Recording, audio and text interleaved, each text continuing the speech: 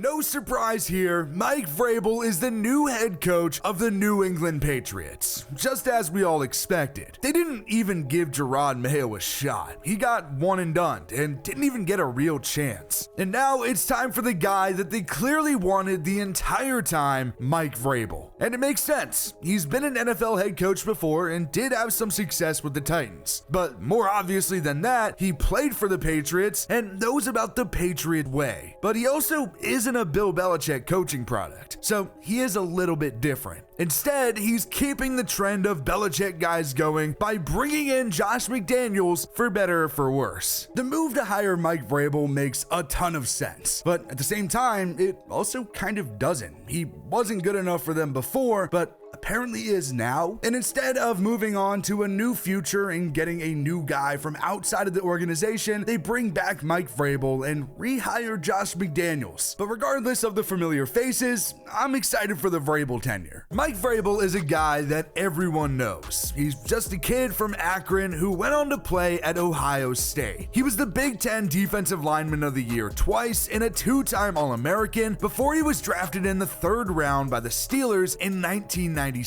He only played through his rookie deal in Pittsburgh, and then he made his move to New England, where he immediately won a Super Bowl and ultimately won 3 in 4 years. He was a Patriot for 8 seasons, and even was an All-Pro in 2007. He then played for the Chiefs for 2 seasons and then retired. He had a 14-year career with over 700 tackles, 57 sacks, and 11 interceptions. He also had a crazy 10 career receptions, all for touchdowns.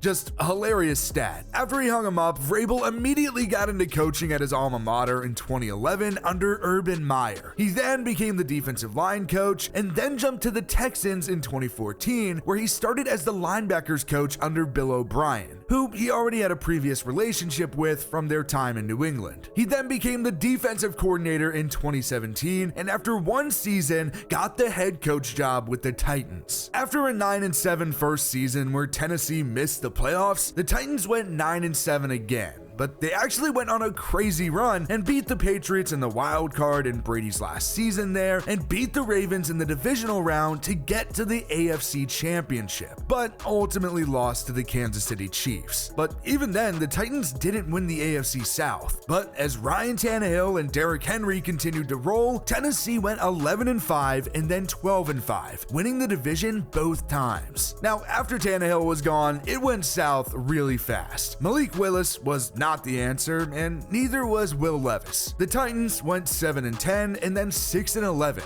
and ultimately that was it for Vrabel. He got the boot, and he went to the Browns to be a coaching and personnel consultant for a year. But now he's back in a head coaching job where he played for the majority of his NFL career with the Patriots. Mike Vrabel is a smart guy. Hell, I think he's a hell of a head coach. The fact that Tennessee got rid of him, even though there were a few seasons there that they struggled, still astounds me. I think the majority of people didn't think that Vrabel was bad enough to get rid of, yet Tennessee did it anyway. And as soon as they did, I thought, bang, we have our head coach of the future. Perfect timing. We let go of Bill Belichick, the Titans let go of Mike Vrabel, a match made in heaven. But no. But after a year and some mistakes later, the Patriots finally came to their senses and hired Mike Vrabel to be their new head coach. He is a coach that has had a ton of success in the league. For a few years there, Tennessee was one of the top teams in the AFC, and I fully believe that Mike Vrabel was a reason for that. He's going to be a leader of men. He's going to be able to come in, inspire the locker room, give you kind of like a Dan Campbell presence, but I also believe that Mike Vrabel also knows how to call a defense. He has plenty of experience. I truly think that this is a home run hire. I think he's going to come in and establish a new culture in New England. Obviously, the Patriot way is there, it exists, and Mike Vrabel is going to embrace that. But I feel like Vrabel's going to get the most out of his players no matter what. I feel like he's going to push his players to get the most out of them, and frankly, that's what I'm the most excited for. Now, why they decided to wait a year and hire a different guy and then fire him immediately and then eventually go to Vrabel still astounds me. The switch over from head coaches is a little bit weird for the Patriots. Bill Belichick was the dude. 24 years as the head coach, actually. He won 6 Super Bowls and had the greatest dynasty in NFL history with the greatest quarterback of all time in in Tom Brady. It was a great, magical time, especially as a fan, at least until Brady retired. One season with Cam Newton was a mess, and then Mac Jones actually had a pretty great rookie season, and New England was back in the playoffs, only to get blasted by the Bills. But then, after 2 more seasons of disappointment, Robert Kraft made the decision to move on, and he actually promoted Jerod Mayo. Mayo only got 1 year, and it came with a rookie quarterback in Drake Maye, who didn't even start week 1 and waited for Jacoby Brissett, who was playing horribly. It was a messy year, but there were signs of improvement and hope for the future. But Mayo won't be there to see it. It's the Vrabel show now. The New England Patriots absolutely screwed over Jerod Mayo. Simply put, it's as simple as that. He got 1 year with a rookie quarterback, a really terrible roster, wasn't able to establish a culture, wasn't able to get the guys that he wanted in the building 100%, wasn't able to develop. He did not get a chance to be a head coach. How the New England Patriots handled the Jerod Mayo situation is disgusting. Now, with that being said, I don't think Jerod was ready for the opportunity. I said that in the last video we made about the Patriots. I don't think that Jerod Mayo should have been the head coach in the first place.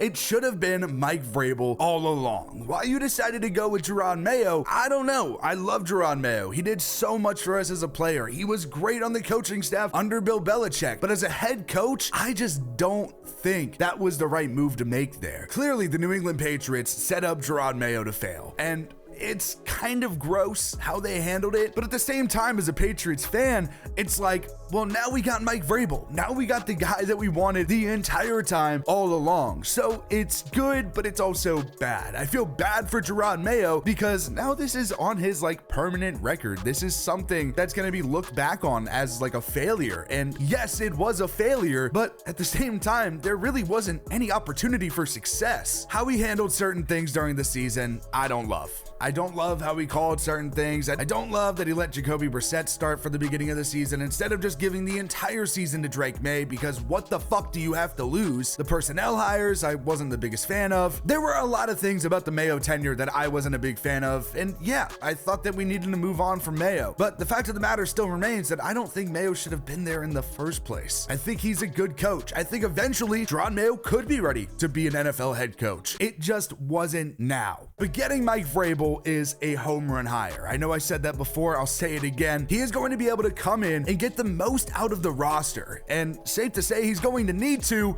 because it's really not pretty in New England. I think it's safe to say that the Patriots roster isn't exactly good. It's actually really not good. Drake Maye is the big factor though. He was the 3rd overall pick for a reason, and he played pretty well. He threw for 2,200 yards, 15 touchdowns, and 10 interceptions. Not to mention he rushed for 400 yards and 2 touchdowns. Now, not the greatest stats, but the film showed a lot of promise, and the offense around him, frankly, was horrible. The number 1 wide receiver on the roster was Demario Douglas. Ramondre Stevenson really didn't play up to par this season, and the offensive line struggled. It was just bad, and the defense also had a lot of issues, with Christian Barmore being injured for the majority of the year and trading away Matthew Judon before the season even started. But surprisingly, the defense didn't end up being as bad as expected, and they actually do have some good pieces like Christian Gonzalez and Kyle Duggar. Again, it isn't perfect or anything close to it, at least for now, but if the Patriots, and specifically Elliott Wolf, can use that $120 million in cap space well, the Patriots could be set. Now the question just is, who wants to come play for Vrabel with Drake Maye? So yeah, the New England Patriots roster isn't really that good. There are a few pieces on the roster that, can insinuate a bright future if things work out, but for the most part, it's pretty underwhelming. Drake Maye, I'm so excited for. I know he didn't have the craziest stats. He didn't have the best rookie season. You have Jaden Daniels, who's playing in the NFC Championship. You have Bo Nix, who played great and made it to the playoffs. You have these rookie quarterbacks that obviously outshine Drake Maye in year 1. And it makes sense. Drake Maye didn't have a great roster, didn't have a great team around him. But if you watch the film on Drake Maye, I feel like he overperformed for what he was expected to do with the roster around him. him. He showed me tools and skills that make me feel like this kid can be the future of this franchise. I believe in Drake Maye wholeheartedly. What he has been able to show in just 1 year has given me hope for the future, especially if the Patriots can surround him with help. We have a lot of money in cap space this year. We have to spend it well. Not only that, but the Patriots have a high draft pick, so they have to pick right. This offseason really is massive because it feels like if we fuck it up this time around that we could potentially ruin Drake Maye. The Patriots are picking 4th overall at the draft. I'd imagine that they go offensive tackle. Mike Vrabel has already shown that he's a guy that's not afraid to go lineman in the first round, and I know that decision's kind of up to Elliott Wolf, but I would not be shocked if Vrabel has a lot of say about the roster moves and who they pick up and who they trade and all that stuff. Initially, when the Patriots were in position to have the 1st overall pick, I wanted Travis Hunter. That would have been an awesome pick. Now, obviously, with winning that last game of the year against the Bills, we pick 4, and we'll probably pick an offensive lineman. Not the sexiest pick, but a necessary pick, especially after how bad the offensive line was this past season. It was brutal. It was musical chairs for the first 6 weeks of the season. I believe that the Patriots didn't have the same starting 5 out there in the same spots for the first 6 weeks of the season. Every single week, we were throwing out a different lineup. We were essentially field testing during the regular season, and that's not what you're supposed to be doing. So the offensive line needs work, but more so than anything, the Patriots need a number 1 wide receiver. We've been asking for a number 1 wide receiver since Brady was here, and let me remind you, Brady hasn't been in New England for years. The last time Brady was in New England, Mike Vrabel and the Titans beat them in the playoffs. The Patriots haven't had a true number 1 wide receiver in so long. Now, when we had Julian Edelman, he at least was like a blanket, he was great, but the Patriots need a true number 1 wide receiver, and they have the money to go out and pay one. The biggest problem that I foresee, though, is who's gonna want to come play in New England? Is Mike Vrabel really that big of a pull? Did Drake Maye show enough for these wide receivers to look at him and say, like, that guy can make me a star too? I don't know. But then you look at teams like the Washington Commanders and what they did in year 1 under Dan Quinn with Jaden Daniels. They're playing in the NFC Championship, for Christ's sake. Not to mention that they have a shit ton of cap space as well next season. They're gonna have just as much money as New England to go out and pay the same contracts that New England's gonna throw at guys. And obviously, I think the guys are gonna pick the team that just went to the NFC Championship over the team that just had the 4th overall pick in the NFL draft. Now, I don't know. There's a lot of guys out there. T. Higgins is the big wide receiver name that's out there. I doubt the Patriots get T. Higgins. I doubt T. Higgins wants to come play in New England. Chris Godwin is a name that I'm pretty interested in going out and at least throwing some money at and seeing what we can get. I believe he's a free agent as well. There are a couple guys out there that are going to be free agents that the Patriots could throw a bag at and potentially land, and they really need it. Fix that offensive line. Get some wide receivers that are competent, can catch the ball, because they need it. I'm pretty disappointed with the wide receivers that we drafted last year. Jalen Polk, really disappointing in year 1. I don't know what else to say. Javon Baker, non-existent. Kayshon Boutte, though, he came on in year 1 of Drake Maye, so keep an eye out. I'd like to keep him around. He looked pretty good. Demario Douglas, I think, can be a good 2. I think if we just get an established 1, we can fill out the wide receiver core with Demario Douglas, Kayshon Boutte, Kendrick Bourne's still there, even though he might not be what he once was. There is potential in this roster if Elliott Wolf and company can make the right decisions in the offseason, and that's why it's so big. If we screw it up, we don't land the right guys, we give out shitty contracts like Belichick did a few years ago, it's gonna be terrible, and Drake Maye is gonna end up in the same spot that Mac Jones did. Now, I think that Drake Maye is a more talented, athletically gifted quarterback than Mac Jones was. He can make something out of nothing, and there's a lot of nothing in New England, so that's necessary, and Mac Jones was just a statue in the pocket. So it's nice to see a quarterback be able to elevate the play of people around him, but they need better players. If you want to win in this league, you need to have a winning roster, and the Patriots don't. On the defensive side of the ball, there's a lot of work to do there, but luckily Vrabel's coming in, defensive-minded guy. Hopefully he can get that side of the ball going. Christian Gonzalez, though,